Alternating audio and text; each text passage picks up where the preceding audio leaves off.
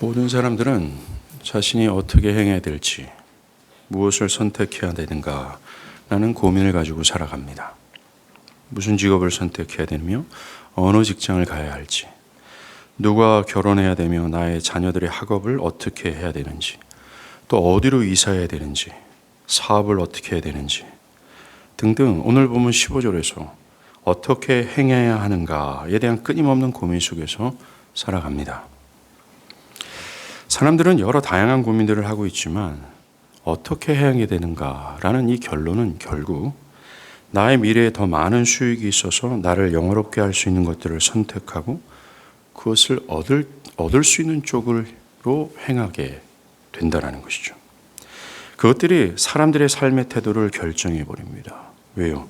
더 많이 가지는 것, 더 많은 수익을 얻는 것이 그들에게는 인생의 행복이며 삶의 의미가 되는, 또 삶의 가치를 부여하는 절대선이 되어버렸기에 사람들은 그렇게 살아간다는 것입니다. 문제는 그리스도 안에 있는 우리도 자꾸만 이 세상 가치 기준에 따라 살아가는 것에 있습니다. 그리스도인으로서 살아가야 될 삶의 태도를 잃어버리고 정신없이 세상 사람들처럼 휩쓸려 살아간다는 것에 있다는 것이죠. 하나님의 넓으신 사랑과 그분의 강력하신 인도와 보호하심을 신뢰하지 못하고, 그래서 그분의 뜻을 따라 살아가야 한다는 이 상식적인 대의를 잃어버리고 세상 사람들처럼 더 많은 것, 나의 미래에 더 많은 수익이 있어서 나를 영화롭게 하는 것에 행복과 삶의 의미를 부여하고 있다는 것입니다. 그래서 어떻게 행해야 되는가 라는 삶의 가치 기준이 세상 사람들처럼 결국은 더 많은 것을 얻을 수 있는 것을 따라 행하게 된다는 것이죠. 이것으로 인해서 더 많은 것을 갖지 못하거나, 예를 들어서 나의 직장이 별 볼 일 없거나 수익이 낮으면 그것으로 열등감과 불안감에 사로잡힙니다. 반대로 더 많은 것을 갖거나 직장이 괜찮거나 자녀가 잘 되면 그것으로 우월감과 안일함의 상태에 빠져서 하나님의 뜻과는 무관한 내면과 삶의 태도를 갖습니다. 이미 이 사람은 그 사람의 삶의 가치 기준이 세상의 가치 기준과 똑 닮아있기 때문에 그렇습니다. 세상 사람들이 많이 가진 것을 기준으로 해서 그 영혼의 템포가 좌우되는 것처럼, 그 사람의 감정과 삶의 태도가 좌우되는 것처럼 그리스도 안에 있다고 하는 사람들마저도 그 삶의 가치 기준이 세상의 가치 기준과 똑 닮아서 많이 있는 것과 없는 것으로 어떤 직장의 우월함과 또 열등함으로 인해 그 사람의 삶의 템포가 좌우된다는 것입니다. 얼마나 불쌍합니까? 그리스도 안에 있다고 하는 우리가 세상 사람들과 별반 차이가 없다는 것이요. 어떻게 행해야 되는가? 이게 똑같다는 겁니다. 여러분은 어떻게 살아야 하는가? 어떻게 행해야 되는가? 라는 이 삶의 방향성을 묻는 질문에 뚜렷한 소신을 가지고 답을 할 수 있습니까? 그 분명한 방향성을 따라 살기 위해 어떤 법칙과 원칙을 가지고 있습니까? 이런 우리에게 바울은 그리스도인들에게 지혜 있는 자 같이 행하라 라고 말합니다.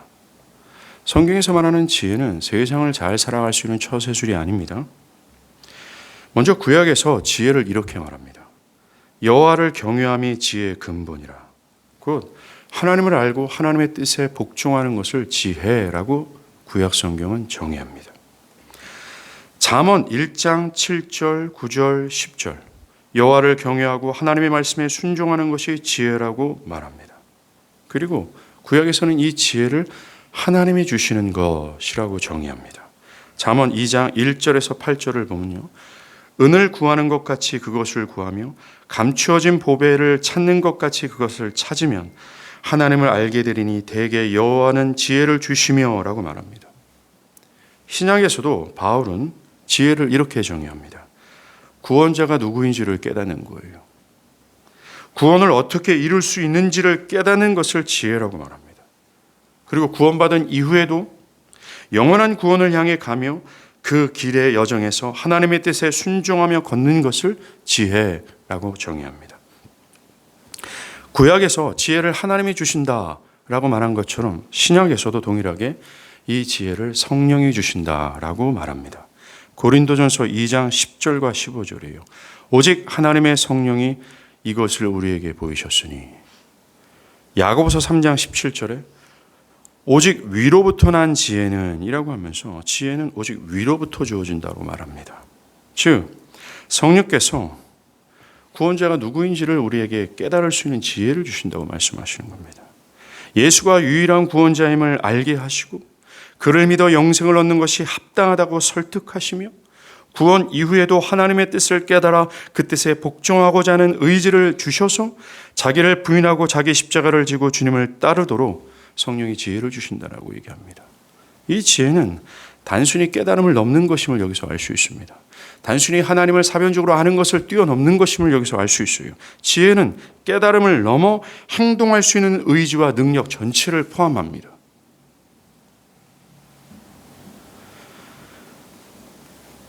정말 하나님의 하나님 되심을 깨닫고 그 뜻에 복종하는 것이 합당하다. 또 그 합당함을 뛰어넘어서 그것이 기쁨이 되어버리는 것을 지혜라고 말합니다.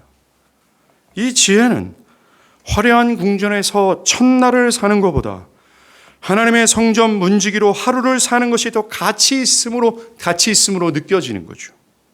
메마른 사막에서 떡과 물을 구하는 것보다는 하나님을 구하는 것이 가장 합당한 것임을 아는 겁니다. 태어날 때부터 중증 뇌성마비 환자였던 송명희 시인의 시가 이 지혜를 잘 드러낸다 저는 생각합니다. 화려한 세상에서 천일을 사느니 주 안에서 성전 문지기로 하루를 사는 것이 복되도다. 십자가 무거워서 버리느니 십자가 짊어짐이 최후의 영광이라. 주님을 떠나서 부유하느니 주님을 모시고 가난함이 은혜로다. 세상의 부유함보다 하나님을 택하는 것이 지혜라고 얘기하고 심지어 주 안에서 고난과 가난을 택하는 것이 매우 합당한 이치라고 맞게 여겨지고 또한 그것이 그에게 진정한 기쁨이 되어지는 것, 이것을 성경에 말하는 지혜라고 얘기하고 있어요. 다윗의 고백을 들어보십시오. 시편 20편 7절입니다. 어떤 사람은 병거 어떤 사람은 말을 의지하나 우리는 여호와 우리 하나님의 이름을 자랑할 것이다 라고 얘기합니다. 이게 지혜자입니다. 지금도 세상 사람들은 세상의 가치 기준으로 많은 병과 많은 말을 의지하고 있습니다. 그것이 세상의 가치 기준입니다. 많은 말과 많은 병거를 가질 때 자신의 삶은 평안할 것이고 안전할 것이다 라고 확신합니다. 그러나 성경에 말하는 지혜를 가진 자, 위로부터 지혜를 가진 자는 어떤 사람은 병거 어떤 사람은 말을 의지하나 우리는 여호와 우리 하나님의 이름을 의지할 것이다 라고 합니다. 이것이 지혜자예요. 깡마른 사막에서 물이 없고 또한 떡이 없어서 굶어 죽고 갈아여 죽을 만한 상황 속에서 그는 떡과 물을 구하는 것이 아니라 하나님을 구하는 그것이 합당하다 여겨지는 것, 이것이 지혜자라고 얘기합니다. 이 지혜자의 힘을 한번 보십시오.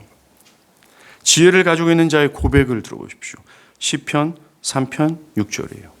천만인이 나를 에워싸 진친다 해도 나는 두려워하지 않을 것이다 라고 합니다. 와.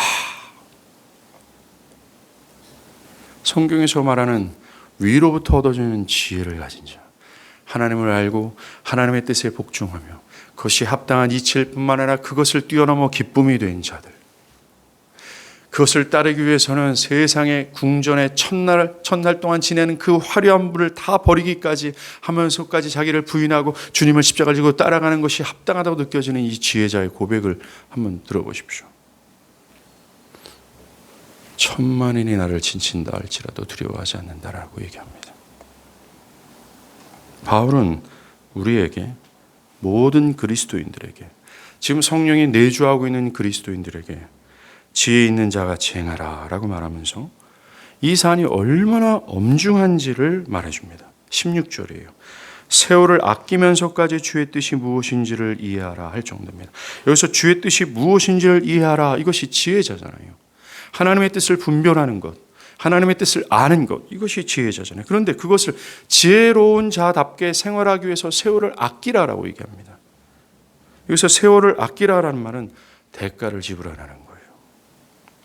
즉 대가를 지불할 정도로 지혜 있는 자같이 행하는 것이 중요하다고 말합니다. 사도 바울이 지혜 있는 자같이 행하기 위해서 대가를 지불해야 되는 이유는 이 세상이 악하기 때문입니다.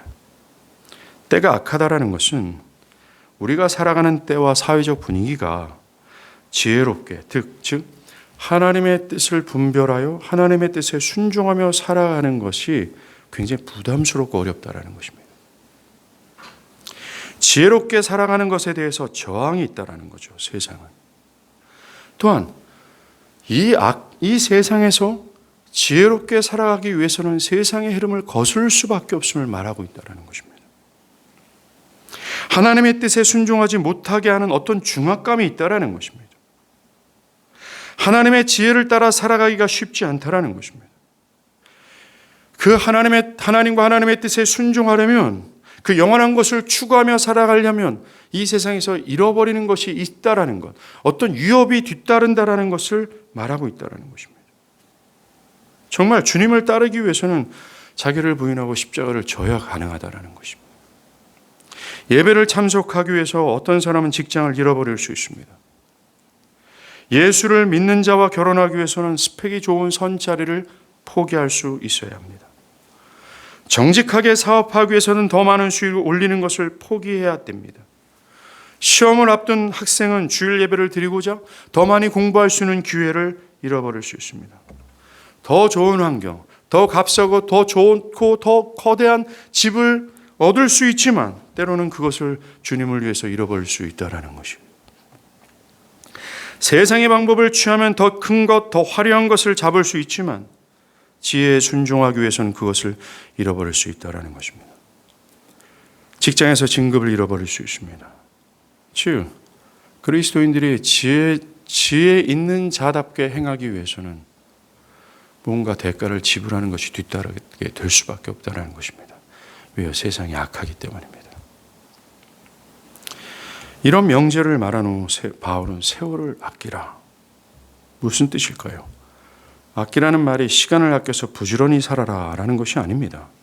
여기서 아끼라 라는 말은 어떤 대가를 지불하고 구입하라는 뜻입니다. 마치 그리스도께서 죽음의 값을 지불해서 우리를 당신의 신부로 구속한 것과 똑같은 거예요. 제한된 시간과 기회 속에서 지혜롭게 살도록 대가를 지불하는 겁니다. 무슨 대가를 지불할 거예요? 그리스도께서 지불하신 것과 똑같은 겁니다. 자기 희생이라는 거예요.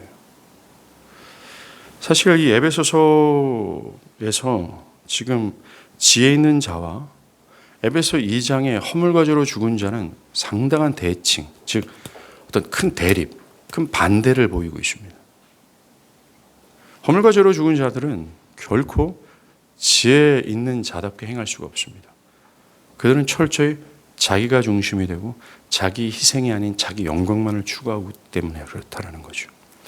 지혜 있는 자가 되기 위해서는 허물과 죄 가운데 성령께서 살려내시는 거듭남과 그리스도의 피로 구속을 받은 신자가 되어야 돼요. 이 범주 안에 있는 자들에 대한 명령입니다.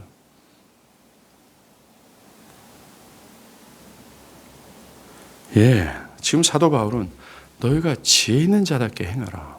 세월이 정말 이 세대가 악하다.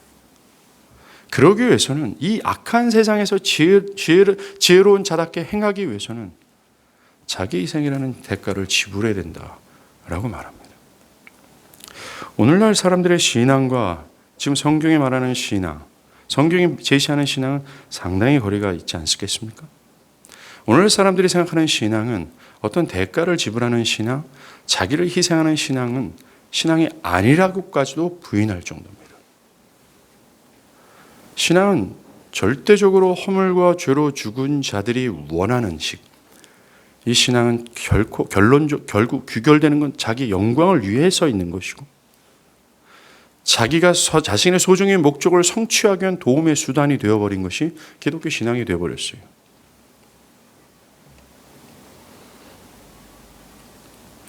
하나님이 요구하시는 삶은, 영원한 생명을 얻는 삶은 그 대가를 지불하지 않고서는 절대로 얻을 수 없습니다. 어떻게 살아야 하는가? 대가를 지불하지 않고서는 이 명제에 순종할 수가 없어요. 그렇다면 이제 오늘 주제로 들어갑니다. 이렇게 대가를 지불하면서까지 하나님의 뜻에 순종하는 이 지혜로운 삶을 살아야 마땅하긴 한데 어떻게 내 유익과 영광만을 집착하면서 하나님의 뜻을 버리고자 하는 이 악한 본성을 제어하면서까지 따를 수 있을까? 이 본성을 어떻게 제어하고 따를 수 있을까? 어떻게 더 많은 것을 가질 수 있는 기회를 버리고 하나님의 뜻에 순종할 수 있을까? 어떻게 이 악한 세상에서 나를 부인하고 저의 십자가를 지면서까지 따를 수 있을까? 이 질문에 답을 하는 이 바울은 이 비결을 우리에게 알려줍니다. 18절이에요. 성령 충만함을 받으라. 바로 이겁니다.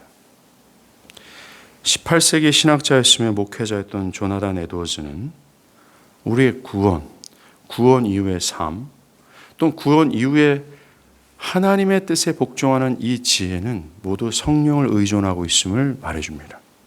우리는 우리를 회심하게 하고 예수 그리스도에 대한 믿음을 주시며 새로운 본성을 주시는 하나님의 능력에 의존한다. 사람들은 모든 은혜의 역사를 위해 하나님의 능력에 의존한다. 즉 은혜를 마음속에 주실 때도 주와 부패를 제어하고 거룩한 원리를 증가시키며 선한 일의 열매를 맺고 마침내 완전에 도달하여 영혼이 완전히 그리스도의 영광스러운 형상을 닮으며 마음이 기쁨과 행복으로 충만하게 되며 또한 그처럼 완벽하고 복된 영혼이 살기에 적합한 완전한 상태로 몸이 부활하는 것 등의 모든 것을 하나님의 능력에 의존한다. 이러한 모든 것들은 가장 영광스러운 하나님의 능력의 결과이며 피조물과 관련된 하나님의 연속적인 행동 속에서 나타나는 것들이다. 즉 구원뿐만 아니라 구원 이후에 우리가 말하는 지혜로운 자답게 행해내는 것, 이 모든 것도, 이 모든 범주도 성령의 능력을 의존하고 있다라고 얘기를 하는 것입니다.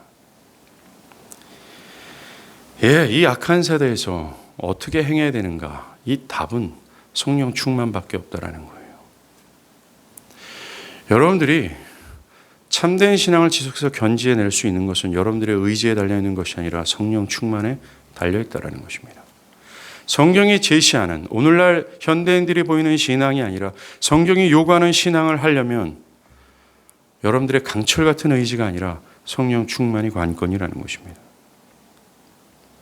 우리가 앞서 언급한 것처럼 신구약 성경 전체는 하나님을 알고 하나님의 뜻에 순종하는 지혜는 성령이 주시는 겁니다. 잠언 2장에서도 말했고 고린도전서 2장에서도 얘기했습니다. 오직 하나님은 성령으로 이것을 보이신다고 말씀하셨습니다. 그리스도의 명령은 나의 죄된 본성과 이 악한 세대를 거스르지 않으면 따를 수 없는 것이 분명해요. 여러분들 마태복음 10장과 13장에 그리스도께서 성령이 내주하고 있는 당신의 제자들에게 현대 그리스도인들에게 명령하는 내용을 한번 들어보십시오. 너무나 과격합니다. 세상의 썩은 상식적 가치관으로는 도저히 따라갈 수 없는 명령이 분명합니다. 영원한 길에 접어들 뿐만 아니라 영원한 도성으로 향하는 그 길은 좁고 협착한데 그 길을 신실하게 따라가는 것은 불가능해 보입니다. 매우 과격합니다. 자기를 부인하는 것, 그 누구보다 하나님을 사랑하는 것, 하나님 외에 다른 것을 두지 않는 것, 매우 과격합니다. 그래서 오늘날 교회 안에 있는 사람들은 이 생명의 길, 최종의 구원을 얻는 그 길을, 즉 지금 그리스도가 요구하는 그 길을 어떻게 생각합니까? 따르지 않아도 된다고 생각합니다. 그들은 그 명령이 21세기에 가능합니까? 지금의 세상에서는 불가능합니다 라고 말합니다. 성경은 하나님 아버지께서 그렇게 명령하시다 할지라도 나는 지금의 신앙의 태도를 계속 견지해 나갈 겁니다. 이렇게 얘기해요. 성경에 아무리 내 마음을 두들겨대도 나의 신앙의 스타일은 지금처럼 할 거예요 라고 고집합니다. 성경이 요구하는 것에 대해서 사람들은 아무런 울림과 흔들림이 없다라는 거예요. 태어날 때부터 지금까지의 태도를 견지할 뿐이라는 겁니다. 망하게 되었도다 라고 말하는 거죠. 성경에 이 진리와 부응하는 신앙이 아니라면 그 신앙은 의미가 없음에도 불구하고, 심지어 이렇게 말하면 오늘날 교회 안에 있는 사람들은 내가 신앙하지 말지 뭐 라는 태도를 갖고 있습니다. 얼마나 무섭습니까? 그렇습니까? 신앙은 그런 겁니까? 나의 신앙은 의미가 없습니까? 그러면 저는 그만하겠습니다 라는 태도입니다. 얼마나 무섭습니까? 사람들은 어떻게 내가 사랑하는 사람보다, 내가 가지고 있는 미래의 계획보다 나의 생명과 물질과 시간들을 부인하며 주님을 섬길 수 있습니까? 불가능합니다. 그것은 특별한 사람들이나 할 만한 것입니다. 이 사람은 신자 안에 내주하시는 성령, 그분의 활동하심을 전혀 모르고 하는 손입니다. 바울은 지혜 있는 자처럼 행하기 위해서 우리가 지금까지 얘기했던 모든 상황 속에서 하나님의 모든 명령을, 심지어 과격한 명령까지도 순종할 수 있는 그 삶을 얘기하는 거예요. 그것을 위해서 우리에게 성령으로 충만하기를 명령해요. 왜냐하면 그 성령 충만이 그것을 가능케 만들기 때문입니다. 성령으로 충만해진다는 것은 어떤 그 사람의 삶의 태도 있잖아요. 그 사람이 무언가를 선택할 때 결정이는 중심처가 있거든요. 그 중심처를 성령이 장악한 것을 뜻합니다. 여러분의 중심을 성령이 붙드는 것, 여러분들의 선택의 근원, 의지의 근원, 행함의 모든 근원, 생각과 중심, 생각의 모든 중심을 성령이 사로잡는 것, 이것을 성령 충만이라고 얘기합니다. 그래서 성령이 하시는 사역이 그 영혼 안에 거침없이 적용될 수 있는 상태를 의미하는 거예요. 여러분들, 성령께서 하시는 주된 사역이 뭡니까? 성령의 독특하시고 성령의 성령께서만 하실 수 있는 사역이에요. 뭔지 아십니까? 예수 그리스도를 영화롭게 하시는 거예요. 우리 내면에 그리스도 예수가 매우 가치 있는 분이라고 밝히시는 겁니다. 그리스도의 유일성을 밝히는 것이고, 이 세상의 모든 금은보안을 버리면서까지 그분을 택하는 것이 합당하다고 여겨지도록 예수 그리스도가 가장 존귀하고 가치 있고 그 하나님이 가장 소중한 분임을 드러내시는 거예요.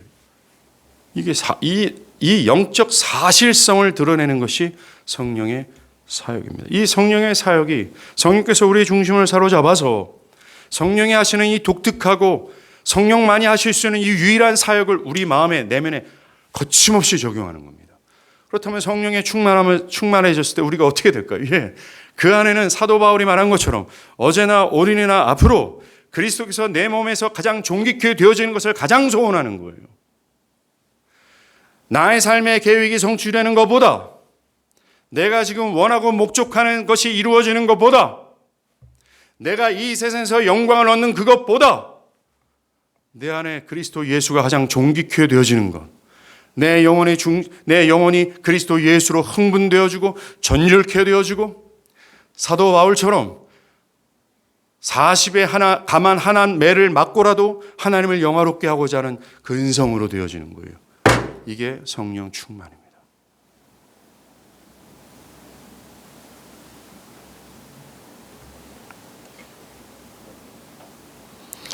그래서 그 영혼이 하나님의 모든 뜻과 명령을 받아들이고, 그전에는 그렇게 보이지 않았던 하나님의 것들이 이제는 하나님 매우 탁월하고 아름답고 영광스럽게 보이게 되는 거죠.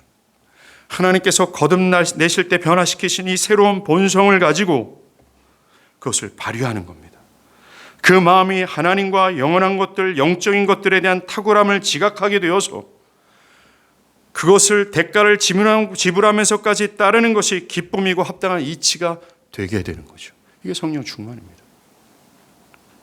그래서 결국 실행하게 하십니다. 여러분, 성경 하나 찾아볼까요? 고린도전서 2장 9절과 13절입니다. 고린도전서 2장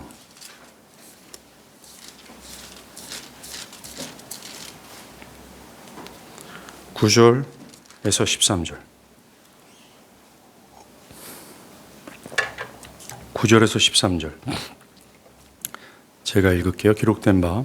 하나님이 자기를 사랑하는 자를 위하여 예비하신 모든 것은 눈으로 보지 못하고 귀로 듣지 못하고 사람의 마음으로 생각하지 못하였다. 지금 뭡니까? 하나님의 귀한 모든 것은 도대체 인간의 영역 안에 있는 것으로는 못 본다, 깨닫지 못한다라고 얘기합니다. 10절, 오직 하나님의 성령으로 이것을 우리에게 보이셨으니, 누구를 통해서요? 성령은 모든 것 곧 하나님의 깊은 것까지도 통달하시느니라. 사람의 일을 사람 속에 있는 영 외에는 누가 알리요? 이와 같이 하나님의 일도 하나님의 영 외에는 아무도 알지 못하느니라. 우리가 세상의 영을 받지 아니하고 오직 하나님으로부터 온 영을 받았으니 이는 우리로 하여금 하나님께서 우리에게 은혜로 주신 것들을 알게 하려 하심이라. 우리가 이것을 말하거니와 사람의 지혜가 가르치는 말로 아니하고 오직 성령께서 가르치는 것으로 하니 영적인 일은 영적인 것으로 분별하느니라. 예, 그렇습니다. 하나님과 하나님의 뜻, 하나님과 관련된 모든 일들은 결코 사람이 가지고 있는 그 무엇으로는 접근할 수 있으며 알지도 못하며 누릴 수도 없어요. 사도 바울은 오직이라는 매우 분명하고 강력한 외길만을 설명합니다. 오직 성령께서 우리에게 가르치시고 알게 하시고 주어주신다라고 말씀하십니다. 그러면서 바울은 하나님께서 신자에게 성령을 주신 이유를 설명하세요.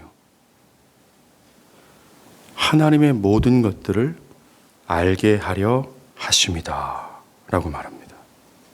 예. 우리에게 은혜로 주어진 것들, 하나님의 뜻, 하나님의 탁월하심, 영광스러움을 알게 하시는 은혜인데 그것을 성령을 통해 알게 하려 하심이다 라는 것이죠. 그것을 알아, 그것이 가장 가치 있는 것을 깨닫고 그것을 위해 인생을 살아가도록 하는 것이 성령을 주신 은혜입니다. 지금 그리스도를 믿어 그리스도 안에 있는 자들에게는 성령이 내주하세요. 여러분들이 그리스도를 믿고 있다면 이 성령은 여러분들 안에 내주하세요. 그리고 성령은 우리에게 지혜를 주세요. 우리의 관건은 성령 충만입니다. 성령 충만은 그것이 제대로 기능하도록 하는 겁니다. 즉 지혜가 기능하도록 한다는 것이죠. 성령이 우리의 이성과 지각과 인지를 하나님에 대해서 살아있게 하여서 하나님의 하나님 되심이 가장 가치 있고 영광스럽게 여겨지도록 하는 것입니다. 이 성령 충만이 가장 필요한 시간이 바로 예배예요. 예배가 바로 우리의 이성과 지각과 인지가 하나님에 대해서 살아있어야 될 시간이며 하나님의 하나님 되심이 가장 가치 있고 가장 영광스럽게 여겨지도록 되어야 될 만한 마땅한 시간이기 때문입니다. 그때 우리는 성령 충만을 간구해야 돼요. 주님께서 요한복음 3장에 신령과 진정으로 예배해야 된다라는 말이 바로 신령과 진정의 의미가 바로 이겁니다. 허물과저로 죽어 있는 너희를 살려내어 하나님을 감각할 수 있고 너 이성 전체가 하나님을 수용할 수 있는 상태, 이 신령과 진정의 상태로 하나님을 예배하라 그래요.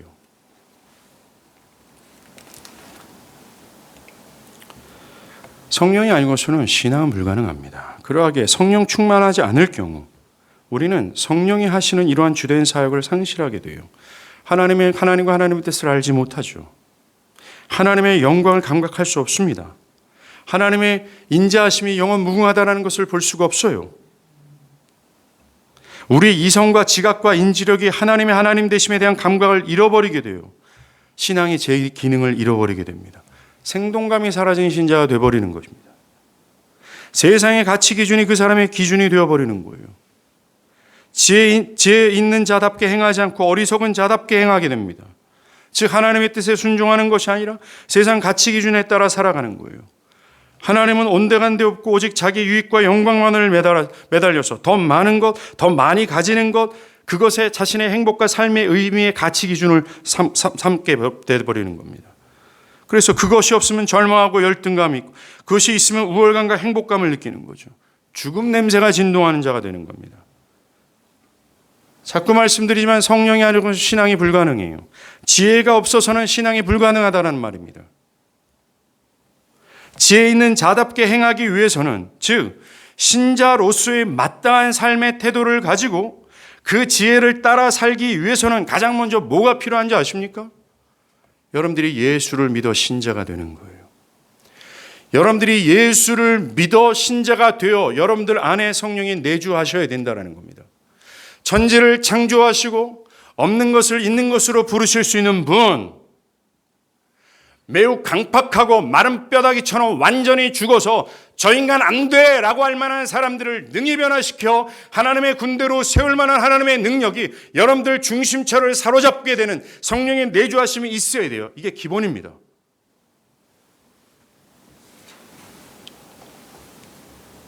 믿지 않는다면 성령은 없고 성령이 없는 이상 지혜는 없는 겁니다. 지혜가 없는 이상 결코 신앙은 불가능해요. 여러분들의 신앙을 한번 잘 돌이켜 보십시오. 사실 오늘 본문의 사도 바울은 가장 먼저는 믿는 신자들에게 명령하는 겁니다. 즉 현재 성령이 내주하는 자들에게 성령 충만함을 요구하고 있어요. 믿는 자들에게 이렇게 요구했다면 믿지 않는 자들에게도 분명히 요구하는 무엇이가 있습니다. 뭡니까? 믿어 성령이 내주하심을 입으라라는 명령이에요. 성령이 없는 사람은 결코 그리스도인이 아닙니다. 즉 성령께서 주시는 지혜가 없는 자들은 그리스도인이 될 수 없겠죠. 성령이 주시는 이 지혜를 따르고자 하는 성향과 본성이 없는 자는 그리스도인이 아니겠죠. 즉 성령이 없는 자겠죠. 어찌 하나님께 속한 지혜와 하나님의 은혜를 깨닫게 하는 성령이 없는데 참되게 신앙할 수 있습니까? 그는 좀비입니다. 살아 움직이는 참된 심장이 없어요. 만약 여러분들 자신이 하나님께 속해 있는 모든 것들이 그렇게 가치 있게 여겨지지 않는다면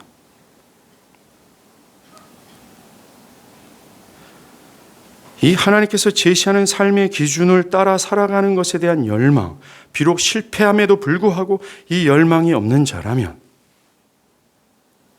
또 내가 하나님과 하나님께 속한 것들을 가치 있게 여기지 않고 있고 하나님의 가치 기준에 따라 살아가지 않은 상태에 있는데 그것에 대한 심각한 문제의식을 느끼지 못하고 있다면 여러분들 안에는 성령이 아무런 작용이 없는 자로서 결론은 성령이 없는 자가 분명합니다. 그리스도인이 아니라는 거죠. 그분들은 회개하고 예수를 믿어야 됩니다. 오 주여 나를 좀 살려주십시오. 살려내 주셔서 그리스도 안으로 나를 좀 집어내 주십시오. 지난주에 강도사님이 설교하셨던 기브온 주민과 같은 상태라면 멀리 있었던 자들이라면 그리스도의 의의 옷을 입고 거적대기 끼어안고 나 좀 살려주세요 라고 하면서 그 조약을 간절히 붙드는 그것이 여러분들에게 필요하다는 겁니다. 이제 신자들 쪽으로 가죠. 성령 충만은 신자들에게 특별한 은혜가 아니라 필연적인 은혜입니다. 날마다 있어야 될 마땅한 상태라는 거예요. 그것이 없이는 신앙의 기능은 불가능하기 때문입니다. 여전히 나를 주장하고 싶어하고 내 신념과 고집대로 살고 싶어하는 이 죄성이 역사하고 있는 내면을 가진 자가 성령으로 충만해지지 않고 어찌 지혜 있는 자답게 행할 수 있어요. 자기를 부인하고 십자가를 지면서까지 미쳤냐? 라고 마땅한 세상의 사람들처럼 반응하지 않겠습니까? 성령이에요. 신자의 거룩한 활동은 전적으로 성령께서 내주하시고 충만으로 활동하시기 때문에 그래요. 근데 바울은 얘기합니다. 고린도전서 2장 14절에 육에 속한 사람은 하나님의 성령의 일을 받지 아니하나니. 여기서 육에 속한 사람이 누구예요? 예수 믿지 않는 사람입니다. 거듭나지 않는 사람이죠. 지혜가 없는 사람입니다. 그들은 성령의 일들을 받지 않는다고 얘기합니다. 성령의 일이 뭐라 그랬어요? 예수가 그리스도이심을, 예수가 가장 가치 있고 존귀한 분임을, 내 안에 그리스도가 가장 존귀한 분을 드러내는 것이 성령의 일이라고 얘기하잖아요. 근데 육에 속한 사람은 성령의 일을 받지 않아요. 뭐가 예수가 가장 존귀해? 돈이지, 집이지, 건강이지. 웃기지 마 이놈아. 당장 먹고 사는 일이 급한데 무슨 예수야. 어제나 오늘과 앞으로도 영원 무궁토록 내 안에서 예수가 존귀케 되어지는 것이 아니라 어제나 오늘이나 앞으로도 돈이 나를 존귀케 하는 거야. 육에 속한 사람은 이렇게 한다는 겁니다. 이는 그것들이 그에게는 어리석게 보인대요. 즉 성령의 일들이 어리석게 보인다라는 겁니다. 예수가 내 안에서 가장 존귀하게 되는 게 무슨 뭐가 그렇게 의미가 있는 건데? 하나님과 하나님께 속한 것들이 뭐가 그렇게 의미가 있는 건데? 이것을 버리면서까지 대가를 지불하면서까지 그것을 택하는 것이 뭐가 그렇게 대단하고 그게 어리석은 거 아니야라는 거예요. 왜 교회 옆에 사는 것이 뭐 이렇게 중요한데? 값도 제대로 올라가지 않은 풍림 아파트 사는 게 뭐가 바보냐? 옆에는 기름 뉴타운 사면 더 뻥뻥 튈 텐데 1년이면 1억이 더 뛸 텐데 바보 아니야? 그것이 어리석게 보이는 겁니다. 그에게는 영원한 것이 가치 있지 않아요. 저 하늘이 가치 있지 않습니다. 어리석습니다.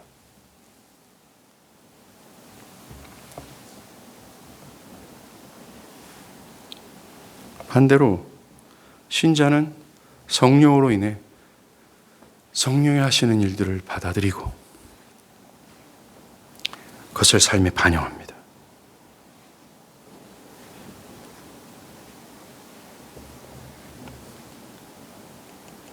아까 바울은 우리가 성령으로 충만해야 될 이유를 뭐라 그랬었어요? 5장 16절. 이 시대가 악하기 때문이라고 말씀하십니다. 우리가 살아가는 때가 이 지혜롭게 살기가 쉽지 않아요. 여러분들의 일주일의 삶이 그러지 않았습니까?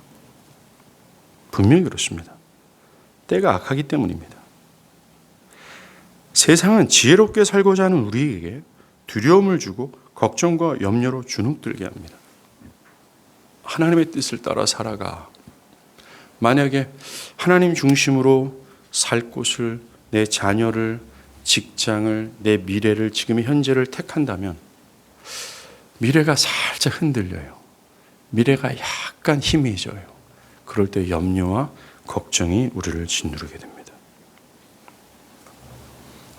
그렇기 때문에 우리가 지혜로운 삶을 살기 위해서는요, 나의 것을 잃어버릴 수 있다라는 유혹 앞에서 용기가 필요합니다. 그것과 함께 무엇이 지혜로운 선택인지를 알기 위한 올바른 판단력이 필요합니다. 무엇이 옳고 무엇이 그른지, 또 무엇이 하나님의 기뻐하시는 뜻인지를 분별할 수 있는 냉철한 이성과 분별력이 필요합니다. 하나님의 성령이 무엇이라고 말하는지에 대해서 깨어있는 인지력이 필요합니다.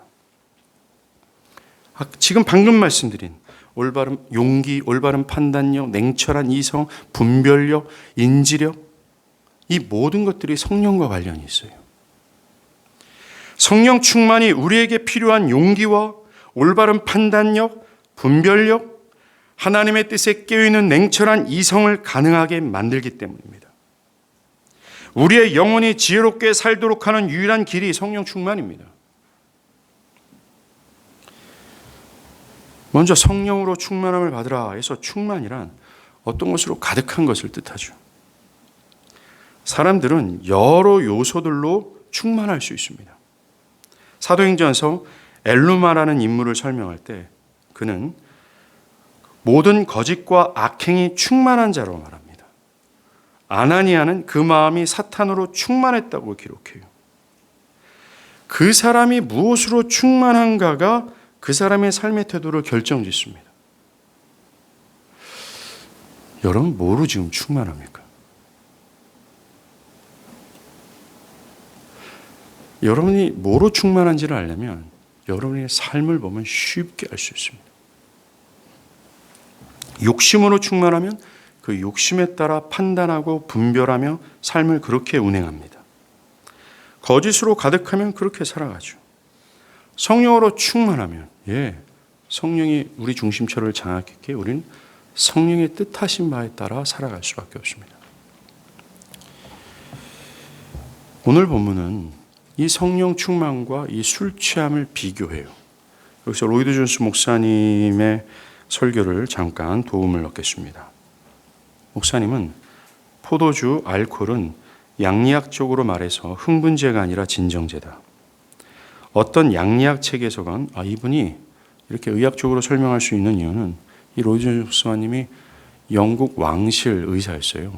영국에서 가장 유능한 의사는 왕실의 의사가 되거든요. 그분이 왕실 의사였는데 그 왕실의 그 병을 치료하기 위해서는 이 왕실 그 병의 이력들을 쭉 살펴봐야 되잖아요. 왕들의 이력들을. 근데 왕들의 이력들을 볼 때 그가 영국 사람은 이 영국 왕실에 대한 큰 존경심을 가지고 있습니다. 지금도 마찬가지인데 너무나 너무나 부패함과 더러움을 느꼈어요. 그때 그는 느낀 게 이 의술을 통해서는 절대로 사람을 살릴 수 없다. 영원한 하나님의 말씀뿐이다. 라고 그걸 버리고 설교자가 됩니다.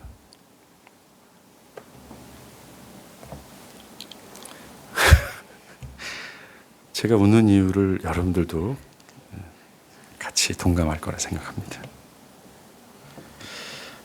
하나님 불러주셔야죠. 불러야 되는데 누굴 부르겠습니까 또? 다시 말씀드리겠습니다. 어떤 양리학책이건 알코올 부분을 찾아보라. 언제나 진정제 부분에 나와 있을 것이다.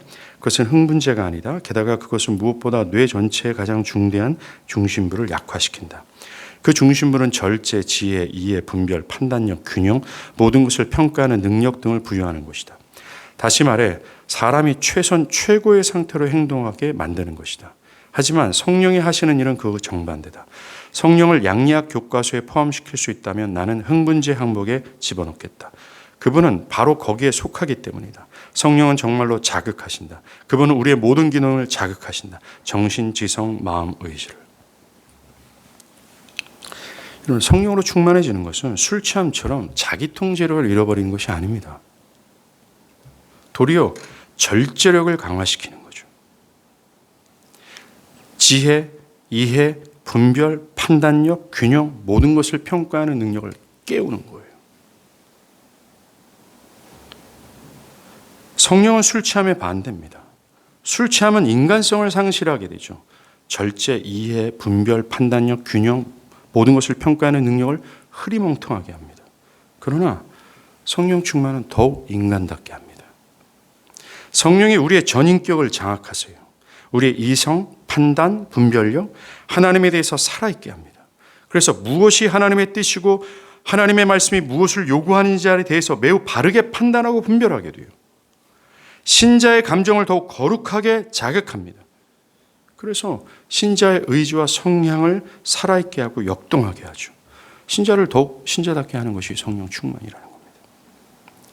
성령 충만하면 하나님을 의식하게 되고 하나님의 뜻을 분별하여 그 뜻에 순종하게 됩니다. 오늘날 성령 충만을 은사주의자들이 말하는 것대로 생각하는 사람들이 많습니다. 은사주의들 쪽에서는 성령 충만을 매우 비이성적인 상태로 말합니다. 어떤 무아지경 속에서 어떤 이상한 방언을 한다든가 이상한 몸짓을 하는 것으로 오해돼요. 아닙니다. 성령 충만은 매우 정상적인 상태, 매우 합당한 상태, 매우 올바른 이성적 상태로 하는 것이 성령 충만이에요. 참된 신앙은 참된 이성. 여러분들, 이 참된 이성은 최초의 아담이 가졌던 이성이거든요. 하나님을 바르게 알고 하나님의 뜻을 분별할 수 있는 능력을 가지고 능력을 가지고 하나님의 뜻을 순종할 수 있는 의지를 갖고 있는 이 참된 이성의 상태가 될 때 가능한 겁니다. 지금 사도 바울은 술 취함과 성령 충만을 비교하면서 성령 충만하지 않는 사람들은 술 취한 상태와 마찬가지라는 겁니다. 이성을 잃어버리고 판단력이 흐리고 분별력이 흐리고 모든 것을 판단할 수 있는 능력을 상실한 상태라고 얘기를 하는 겁니다. 거룩하신 하나님과 그분의 영광스러움을 인지할 수 있는 참된 분별력과 판단력을 가진 상태가 참된 신앙을 할 수 있는 상태예요. 이것이 성령 충만으로 가능해진다라고 얘기합니다. 우리가 성령으로 충만해진다면 그런 진정한 것들에 대해서 살아있는 지력을 갖게 돼요. 올바른 지력으로 판단하고 분별하게 됩니다. 그래서 내가 무엇을 따르고 선택하고 결정해야 될지, 무엇이 가장 지혜롭고 유익한 것임을 알고 하나님의 뜻에 순종하게 되는 것입니다. 여러분, 열왕기하 6장에 보면 아람 군대가 엘리사와 그 사환이 살고 있는 도단성을 포위하게 되는 일이 보입니다. 그때 아람 군대의 수많은 병과 말을 보면서 이 엘리사의 시종, 이 사환이 두려워 떨어요. 그때 엘리사가 기도합니다. 이 종의 눈을 들어 보게 해 주십시오. 그러자 하나님의 은혜로 그가 눈을 엽니다. 그리고 지금까지 보지 못했던 도단성을 에워싸고 있는 여호와의 불병거와 여호와의 천군 천사들이 보이기 시작하는 거예요. 즉 자기들을 포위한 아람 군대의 수보다 여호와의 군대가 더 많다라는 것을 그제서야 보게 되는 거예요. 이것이 성령 충만의 상태라고 알 수 있습니다. 두려워 떨던 사원은 두려워하지 않아요. 절망하고 있고 안절부절하지 못하는 그는 안절부절이 사라지고 든든한 상태로 바뀌어버립니다. 이게 성령 충만이에요. 성령 충만은 보이지 않는 것을 보게 하거든요. 즉 가장 실제적이면서 영원한 것을 보게 해요. 가장 올바른 이성적 판단을 하게 합니다. 가장 냉철한 분별을 하게 합니다. 무엇을 선택하는 것이 가장 유익하고 지혜로운지를 바르게 알게 하세요. 베드로가 예루살렘에서 말씀을 전할 때입니다. 우리가 지지난주 오후 설교 때 들었던 안짐에 일어난 사건이 있잖아요. 그것 때문에 체포하게 되거든요. 체포를 받게 되거든요. 산헤드린 공회에서, 이 산헤드린 공회가 누굽니까? 예수를 잡아 죽였던 그 공회입니다. 예루살렘의 최고의 권력기관이에요. 공회에서 베드로와 그의 사도들은 두려워하지 않습니다. 그때 그들은 성령에 충만했기 때문에 그래요. 사도행전 4장 8절에 보면 이에 베드로가 성령에 충만하여 이르되 백성의 관리들과 장로들아, 4장 29절에 다 성령 충만하여 담대히 하나님의 말씀을 전하니라. 두려워할 만한 상황인데 두려워하지 않아요. 성령 충만이기 때문에. 여러분이 지혜 있는 자답게, 즉 하나님의 뜻에 따라 살기 위해서 필요한 관건은 성령 충만입니다. 성령 충만하지 않는다면 우리는 비이성적인 판단을 할 수밖에 없어요. 진정한 것, 영원한 것이죠. 하나님과 하나님의 나라. 이것을 알 수 있는 지력이 떨어져요. 판단력이 흐려지고 분별력이 사라집니다. 영적인 것이 제대로 기능하지 못해요. 영적인 것을 분별할 수 있는 능력이 상실돼서 비정상적인 상태에 빠지게 됩니다. 신자가. 영적인 기능이 안 돌아가요. 영적인 판단과 분별력을 잃어버리게 됩니다. 술이 충만해지듯 다른 것으로 충만해지는 겁니다. 돈을 더 많이 가진 것으로 충만해져요. 높아지려고 하는 마음으로 충만해지는 겁니다. 세상 가치 기준으로 충만해지는 거죠. 그래서 하나님의 뜻에 살기보다는 자기가 원하는 대로 살아갑니다. 두려워하지 말아야 될 상황인데 두려워하게 되는 거죠. 그래서 세상을 정하고 역류하기보다는 세상의 흐름에 따라가게 됩니다. 댐이 무너지듯이 죄를 그냥 수용해버려요.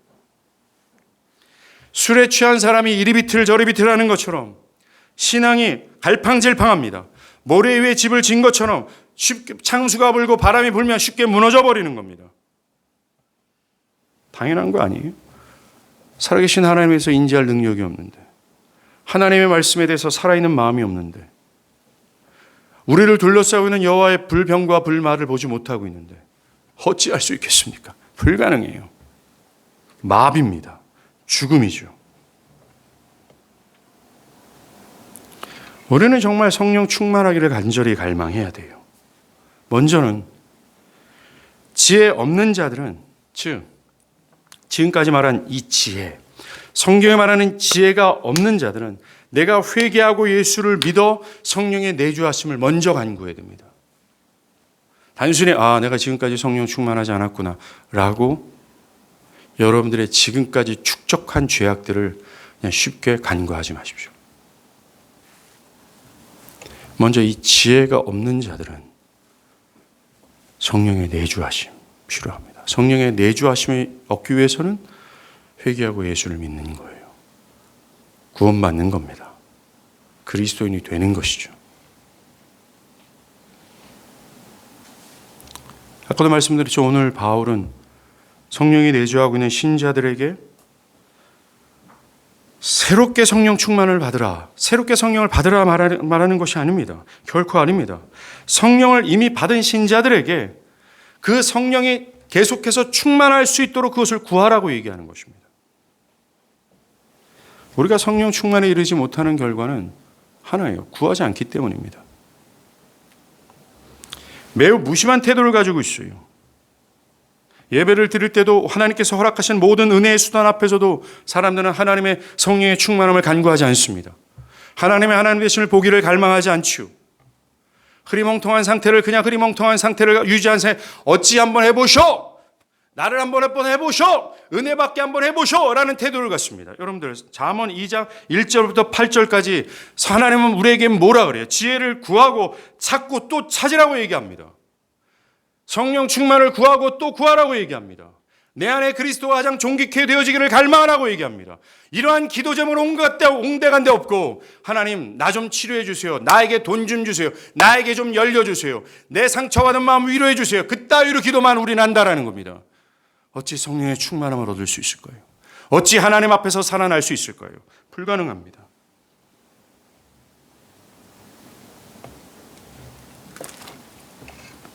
정말 삶의 두려움 앞에서 성령 충만을 간구하십시오. 금요 기도회를 이용하십시오. 사랑하는 여러분, 금요 기도회가 여러분들의 영적 일지에 해당하지 않습니까? 여러분들의 일주일의 삶의 스케줄에 전혀 없습니까? 단언컨대 여러분들의 영혼은 시들어 있을 것이 분명합니다. 기도하지 않은 자에게 하나님은 무엇을 허락하시겠습니까? 하나님은 분명히 구하라, 찾으라, 두드리라 말씀하셨습니다. 구하라, 찾으라, 두드리지 않는 자에게 어찌 그가 얻을 것이고 찾게 될 것입니까? 하나님은 은혜의 원리와 은혜의 원칙을 신자들에게 말씀했습니다. 신자들은 구하고 찾고 두들겨야 됩니다. 그런 자에게 하나님은 허락하신다고 말씀하셨습니다. 성령 충만도 마찬가지입니다. 기도하지 않는데 우리가 무엇을 얻을 수 있을까요? 이게 야고보 장로의 한탄 아니겠습니까? 금요 기도회를 참여하십시오. 왜 금요 기도회가 저녁 9시인 줄 아십니까? 7시 하면 퇴근해서 못 오니까, 8시에서도 퇴근해서 못 오니까, 그래서 9시에 정한 겁니다. 만약에 9시에서 오지 못한다면 밤 10시에 금요 기도회 시간을 정하겠습니다. 교회 모든 공적 모임에 참여하십시오. 그때 제공되는 은혜를 입으십시오. 여러분의 영혼이 살아있게 하십시오. 매일 아침과 저녁에 기도하십시오. 성경을 읽으십시오. 그 모든 은혜의 수단은 내가 성령 충만함을 입기 위해서 하는 것입니다. 즉 하나님에 대해서 깨어있게 하기 위하여, 내 안에 예수가 가장 존귀케 되게 하기 위하여, 내가 하나님의 뜻에 따라 순종할 수 있는 능력을 부여잡기 위하여 우리는 그것을 하는 것입니다. 바랍니다. 성령 충만밖에 없어요. 기도하시겠습니다.